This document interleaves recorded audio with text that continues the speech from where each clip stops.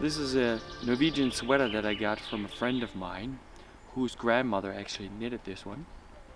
And it's pretty nice, but there's a few downsides on the Norwegian sweaters in general, besides the fact that they're actually quite itchy. But as long as you wear something underneath, it's not that big of a deal.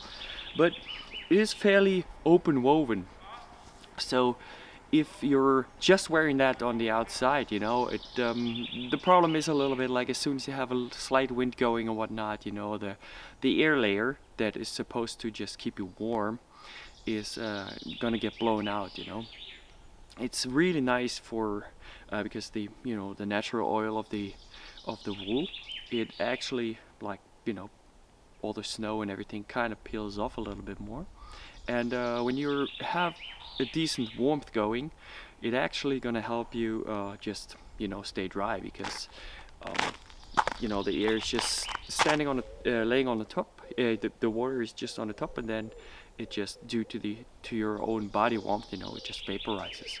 But still, the fact is, if you have it open woven, it's not as warm as it could be. So that's why I show you this one. You might have seen me wearing this one on a regular basis. It's pretty worn.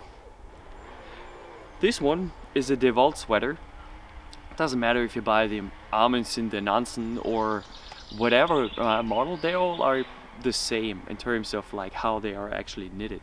So what I did with this one, I'm a size medium or large, depending a little bit on what it is, and what I'm wearing underneath.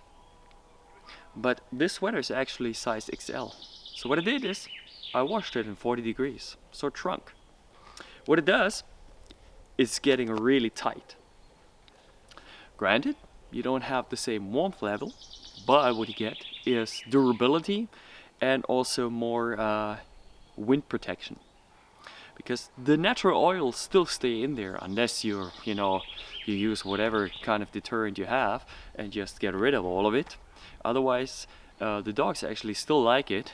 I wash it a little bit and they still smell, like, oh, this smells like sheep, So they still kind of enjoying it. Dogs in general have the problem if you have an open woven one, like the one I showed you before. They get in there and they just rip the piece off, and that goes pretty quickly. So having it like this protects you from pretty much everything. They can't rip any fiber out anymore, and the dogs have been on it quite a lot. But I said, it's a little bit like having the equivalent, like an analogy for me would be 120 grams wool towards a 200 grams merino wool underlayer. The 120 is always a little bit tight knit, and the 200 is usually a little bit more woven, so it has a little bit more expandability capability, sort of, and that's a little bit the same with this one. That's why it wears out much quicker. But this is 4 years old and I'm pretty much wearing it every day, so unless it's really warm. Now it's quite, morning temperatures, my hands are a little bit cold, so it's good to have it. And yeah, little trick, but be sure to buy a relatively big sized one, and then you're gonna be really happy with the result.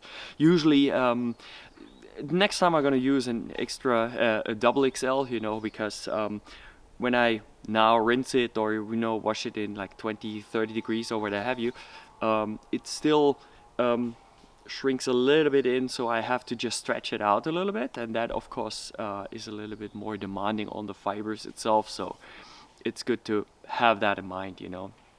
It's a really nice trick in my opinion. I've been using it on Svalbard as well. I used to have a size large that I shrunk. That one really got into a size small, so bear that in mind. If you're an XL guy, definitely go for it, like up to triple XL or what have you, and then just shrink it down. It's a really good. I love those sweaters, and I definitely gonna go and buy a new one. I prefer the one with that one, even though I quite often have it open, but I kind of like it to have a bit more protection on the neck, so I'm just gonna wear this one. So yeah, try it out, see if it works for you. It's really good.